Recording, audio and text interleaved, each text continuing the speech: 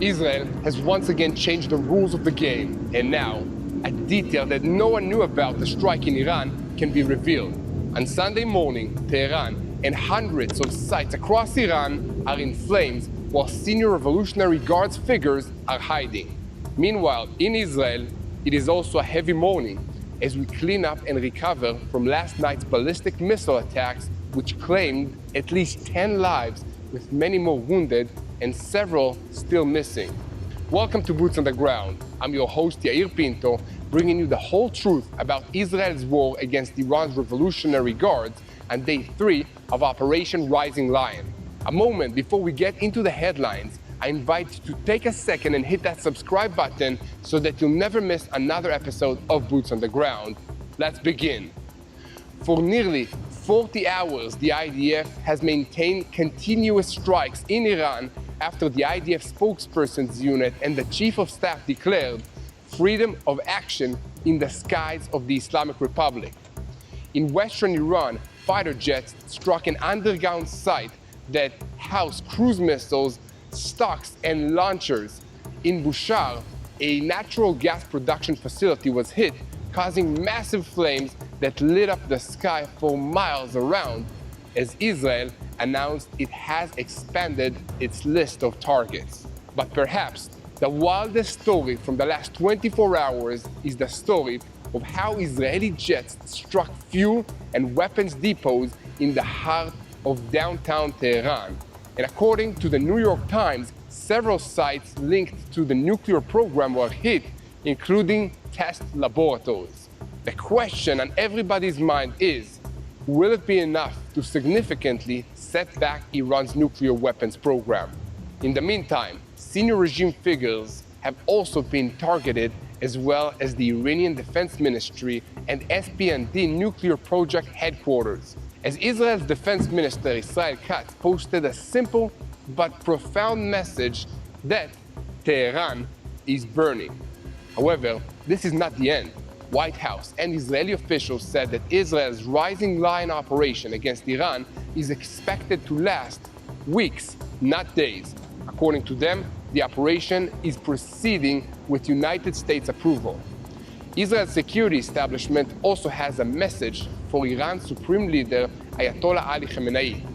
The nuclear project game is over.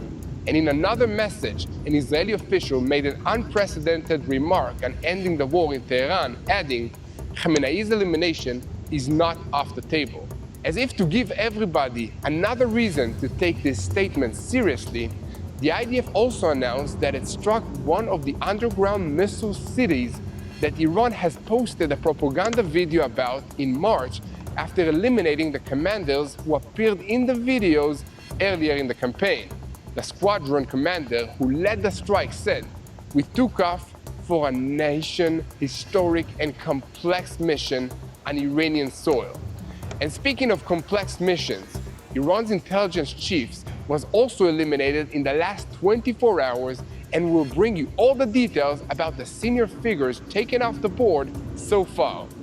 The IDF confirms that over 20 senior commanders of the Iranian regime have been eliminated, along with the dead Gholam Razeh Marhabi, who's considered Iran's top intelligence officer, and also terminated was the commander responsible for most surface-to-surface and long-range cruise missiles. All of this has been made possible because Israel and the United States performed a classified upgrade to the Israeli F-35s that enabled the strike in Iran with no aerial refueling and no loss of stealth. Experts call this a game changer in combat aviation. And speaking of which, President Donald Trump holds a weapon that will end this game.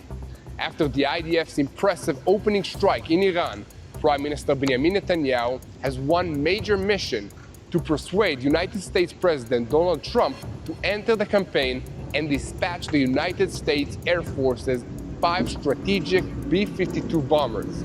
They are able to deliver the firepower that can bring this conflict to a swift and successful conclusion.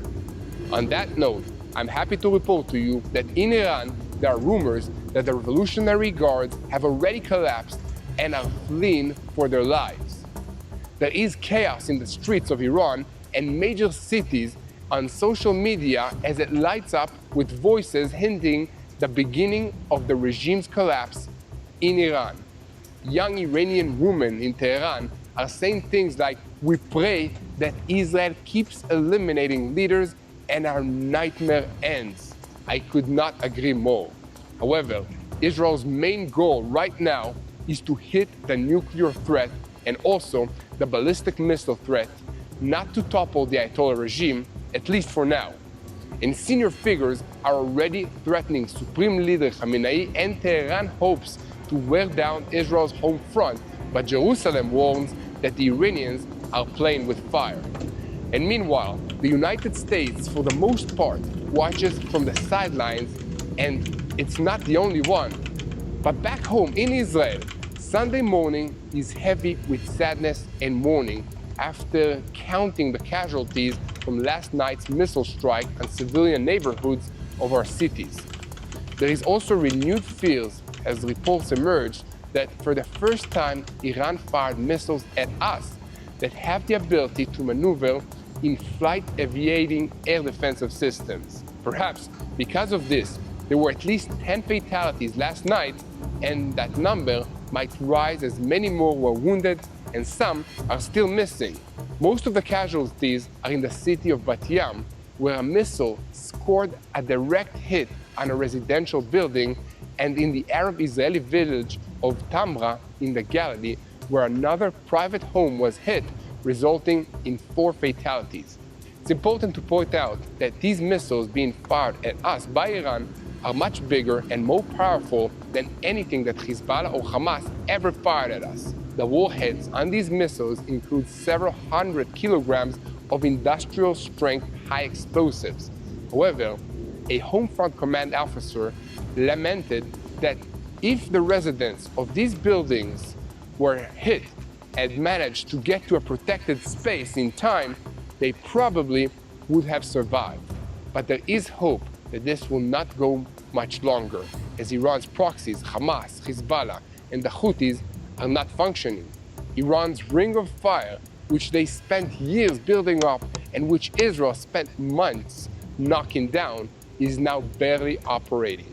The proof of that has come in this campaign, which is entering its 3rd day, and these proxies which Iran built up to protect them from this very situation are not stepping up like they were supposed to.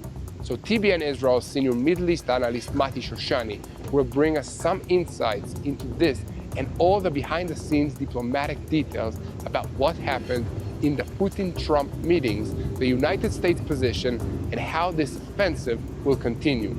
And meanwhile, Israel continues to fight on other fronts, even as the main effort is now on Iran. In parallel to interceptions after Iran launched another salvo towards the north last night, reports emerged of a targeted assassination of a senior Houthi militia figure.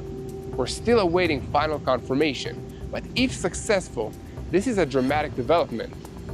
In the north, Hezbollah remains quiet, but in Gaza, Hamas continues fighting in order to manage a passable escalation on these fronts amidst the campaign against Iran, and the IDF has mobilized thousands of reservists, imposed a closure on Palestinian cities, and raised the alert on all fronts with reinforcements at the northern border. Alongside the heat from the east, fighting in Gaza is in full swing with rocket launchers from the Gaza Strip. It is also my sad duty to tell you that another IDF soldier fell in battle in the Gaza Strip over the weekend. The IDF spokesperson announced that Sergeant Major in Reserve Noam Shemesh, 21 years of age, from Jerusalem, a platoon commander in Battalion 92, Kfir Brigade Infantry, fell in the battle in the southern part of the Gaza Strip. I'm Yair Pinto, and this is your Boots on the Ground report about what is happening in Israel on day 3 of the direct war with Iran's Revolutionary Guards and day 620 of the war against Hamas, Hezbollah, the Houthis in Yemen, the Shia militias in Iraq, and all the other armed groups operating in this region under the orders of the Revolutionary Guards, who at this very moment are getting what they deserve for all the evil that they spread in this world. A moment before we start, I want to call on you to support us and help us share the truth. At TBN Israel, we work non-stop to bring you all the truth about what is happening in Israel, and we need your support. Every dollar gives us fuel to continue and helps us create more videos like this one. So guys, if you want to help us reach more people and create more videos like this one on what is happening in Israel, visit www.tbnisrael.com/give. Again, that's www.tbnisrael.com/give and donate. Or hit the donate button here on YouTube. And of course, hit that subscribe button so that you never miss another update of Boots on the Ground. We start today's report in the coastal city of Bat Yam, south of Tel Aviv, where a direct hit on a residential building left 6 people dead and many more wounded. The city of Rehovot is a suburb of Tel Aviv and was also hit hard, and rescue crews struggled to reach people who were trapped under the rubble of destroyed buildings. And a few hours before the strikes on these coastal cities, a family